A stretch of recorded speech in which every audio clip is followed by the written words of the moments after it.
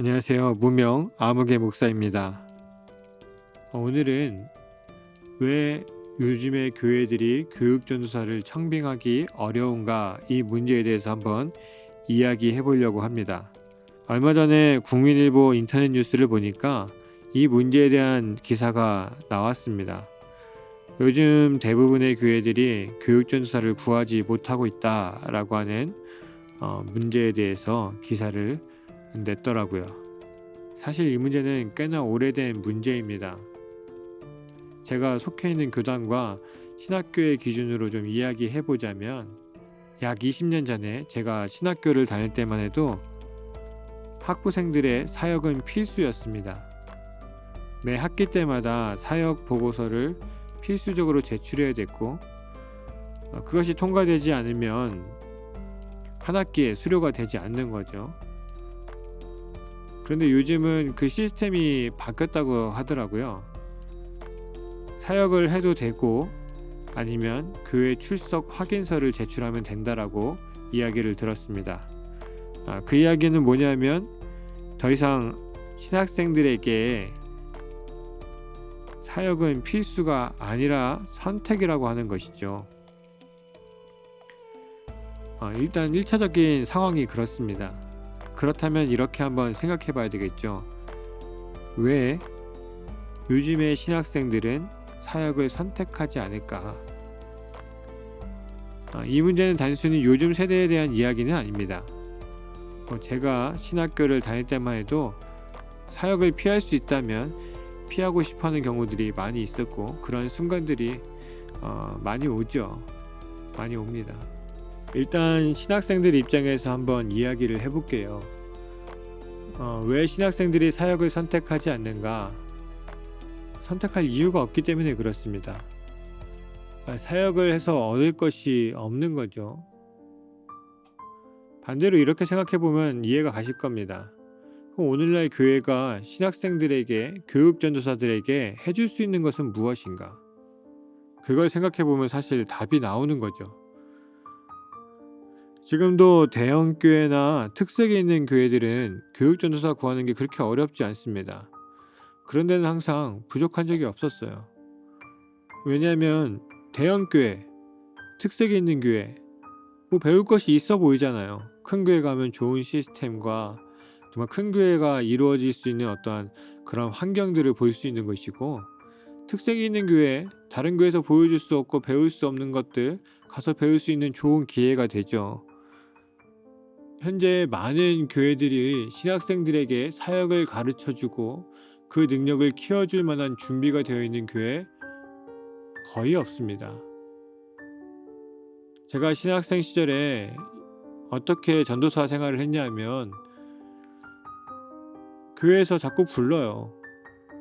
교회에서 자꾸 부른다는 것은 무엇이냐면, 보통 사역의 날이 정해져 있습니다. 좀 보수적인 교회들은 수요일, 금요일 포함해서 주말 이렇게 하는 경우도 있고요.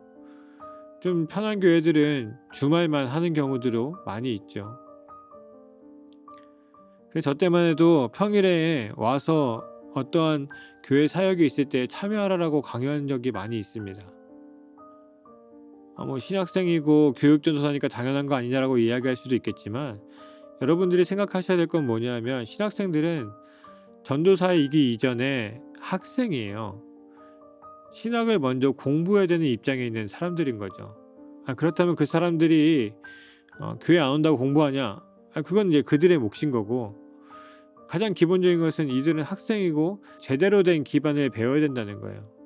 저도 이 세계에 있지만 제일 듣기 싫은 이야기가 뭐냐면, 신학교에서 배운 걸로 목회 하나도 못한다, 목회하려면 신학을 배우지 말아야 된다라고 이야기하는 이상한 목사님들이 있어요. 반대로 생각하면 그들이 먹고 사는 이유는요, 신학을 했기 때문이에요. 신학을 하지 않고 어떻게 목회를 하겠습니까? 그런데 자기 후배들에게는 교회에 와서 일하는 걸 강요한단 말이죠. 학습권을 방해하는 경우들이 많이 있습니다.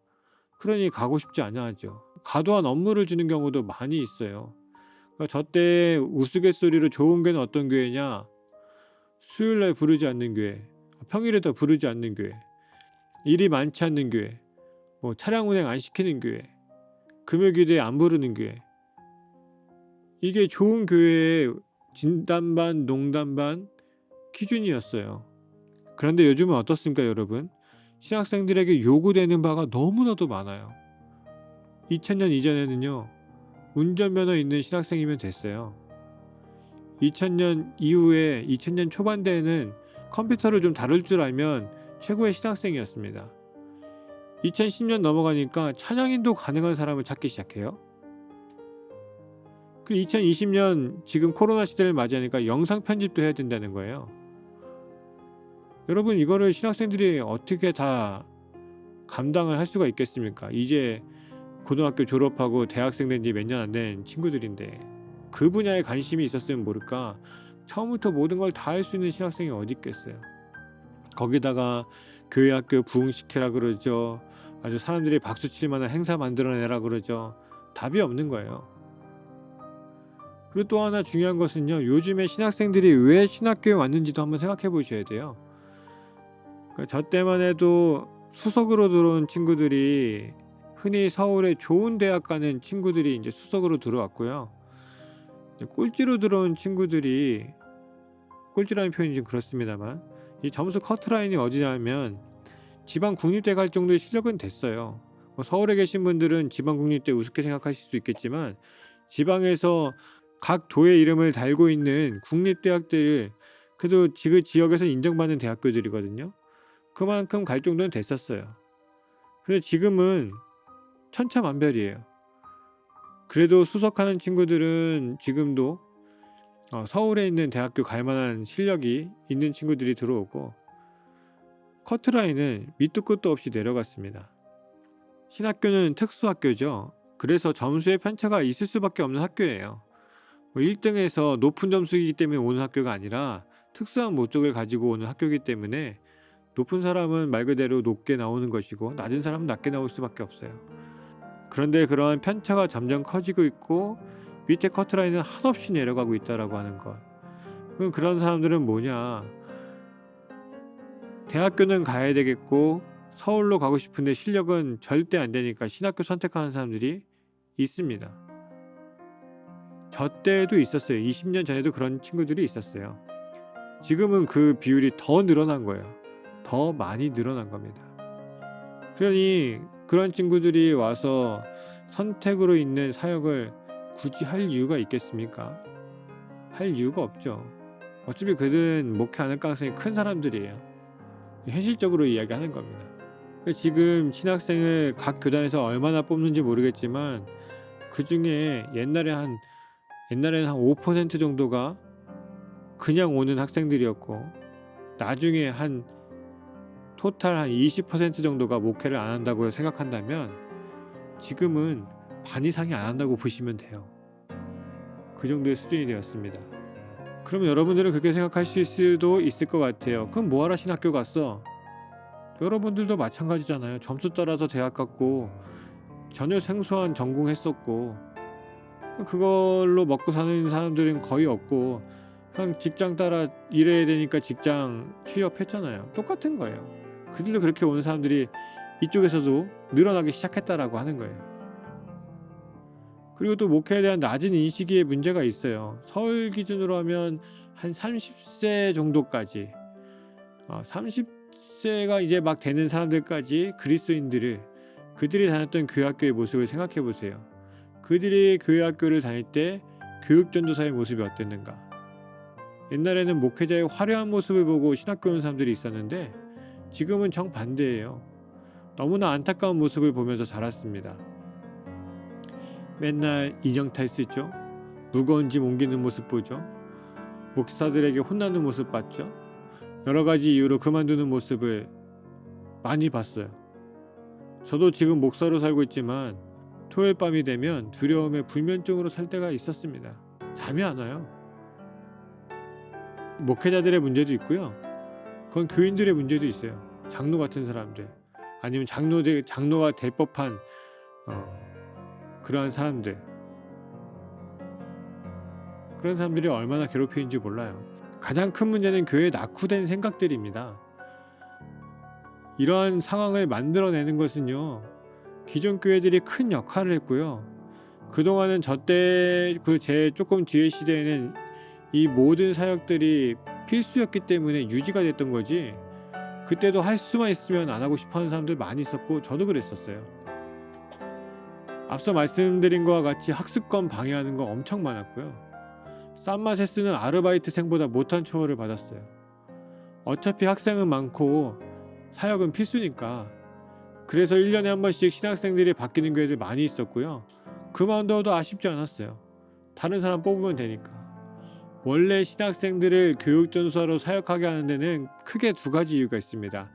첫 번째로는 학문적으로 학교에서 배울 수 있는 신학적인 것들이 있지만 목회의 실제 사역을 가서 경험하고 배워야 되기 때문에 그렇습니다. 그러니까 내가 배우는 신학이 어떻게 목회 현장에서 기반이 되고 세워지고 이루어지는가를 경험해 봐야 되는 거죠. 목회자를 키우겠다는 뜻이에요.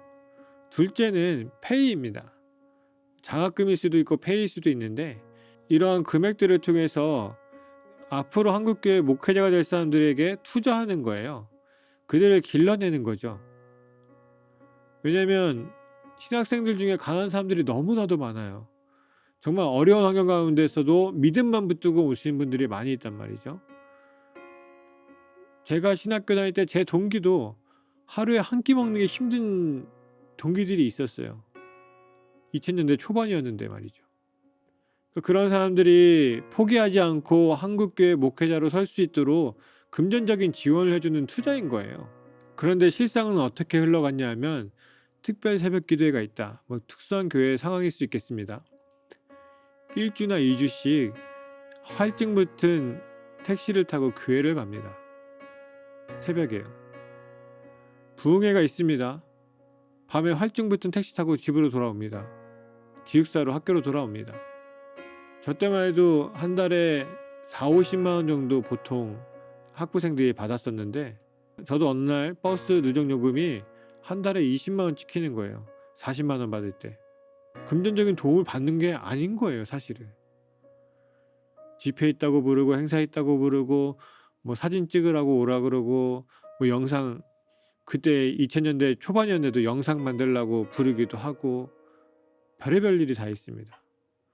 그리고요, 요즘에 교회들이 요구하는 특히 영상에 대한 문제를 이야기하자면, 여러분 요즘에 영상을 제작할 수 있는 컴퓨터 얼마나 값비싼 줄 아세요? 그거를 교회에선 준비 하나도 안 돼 있고 신학생들이 쓰는 컴퓨터로, 노트북으로 해결하기 원하는 교회들이 너무나도 많이 있어요. 말도 안 되는 일이죠. 그러면 그 학생들은 그런 것까지 구비해야 지금 현재 평균에 맞춰져 있는 페이를 받고 일하는 거예요. 이러한 대우를 받고 있는데 누가 그 자리에 가고 싶어 하겠습니까?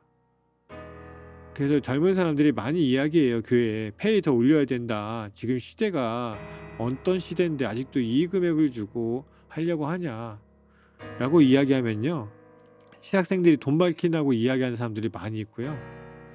또 그런 이야기를 듣고 어쩔 수 없이 페이를 올린 다음에 사람들이 지원하고 들어오게 되면요, 결국은 저 사람은 돈 금액이 높아져야 오는 사람이 된 거예요. 그러니까 더 본전 뽑으려고 하고 그런 경향들이 있죠. 요즘은 서울에서 100만원 가지고도 교육전도사 구하는 게 쉽지 않다라고 이야기하더라고요. 저도 겪어보긴 했었는데, 반대로 학업을 하면서 한 달에 아르바이트로 100만원 벌기가 쉬울까요? 특히 코로나 시대를 맞이하게 돼서 더 어렵게 되었습니다. 그런데도 못 구한다라고 하는 것은 단순히 페이 문제가 아니라는 거예요. 자, 신학생들의 문제도 있고 교회의 문제들도 있습니다. 그러면 이 두 가지 문제가 지금 현재 어떻게 결과로 나타나냐 하면, 교회 학교는 그나마 아이들과 소통할 수 있는 젊은 사역자들을 구할 수 없게 되는 것이고요. 많은 교회 학교의 시스템들이 붕괴의 길을 가고 있습니다. 어른들이 볼 때는 지금 우리는 잘 버티고 있어 라고 생각하고 있죠. 전혀 잘 버티는 것이 아닙니다. 왜냐하면 여러분들 자녀가 하는 것도 이해 못하는데 여러분들의 자녀보다 어린 학생들이 하는 걸 어떻게 이해하겠어요. 아이들은 어쩔 수 없이 어른이 뭐라고 하니까 하는 것 뿐이에요. 그럴 가능성이 가장 큽니다.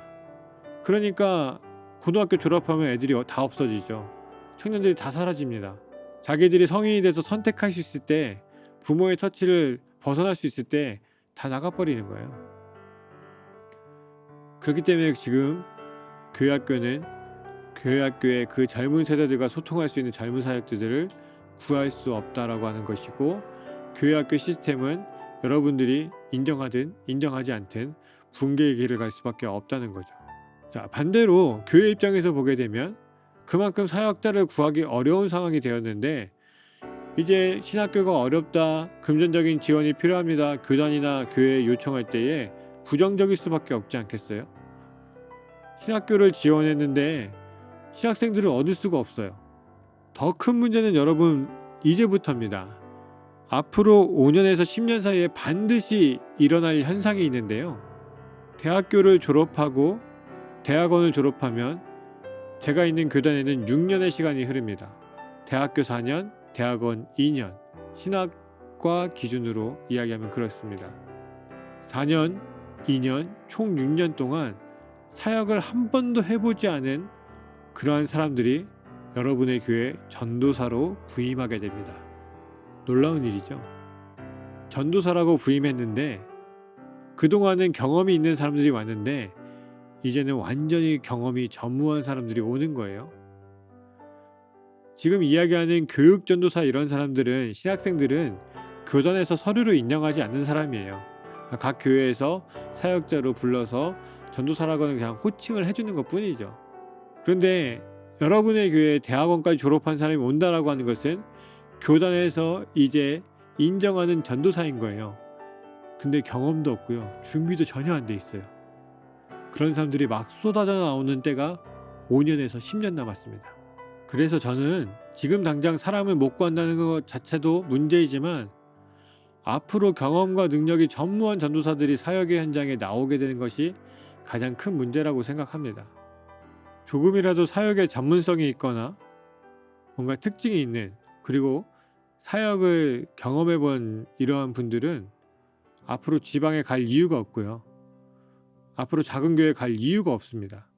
어차피 그들과 비슷한 사람들은 사역을 안 한 사람들이 더 많은 거예요. 그러니까 누구랑 경쟁할 필요도 없는 거예요. 그런 사람들은 큰 교회, 특색이 있는 교회, 조건 좋은 교회로 무조건 갈 겁니다. 당연한 거예요. 그럼 여러분들의 대부분 이 고민을 가지고 있는, 왜 우리 교회 교육전도사가 안 뽑히지? 왜 이력서가 안 들어오지? 이러한 교회들은 앞으로 어떤 일을 겪게 되냐면요, 사역에 대해서 조금도 전문성이 없고 경험도 없는 사람들이 여러분의 교회로 전도사로 오는 겁니다. 그런 사람 어떻게 뽑습니까? 안 뽑으면 사람이 계속 없는 거예요. 그리고 더 많은 기능과 역할을 행해야 되는 이러한 시대, 사회에서 아무것도 못하는 사람, 혹은 비기너에 가까운 그러한 사람들을 키우는데 역량을 쏟아야 되는 것이 교회가 되게 됩니다.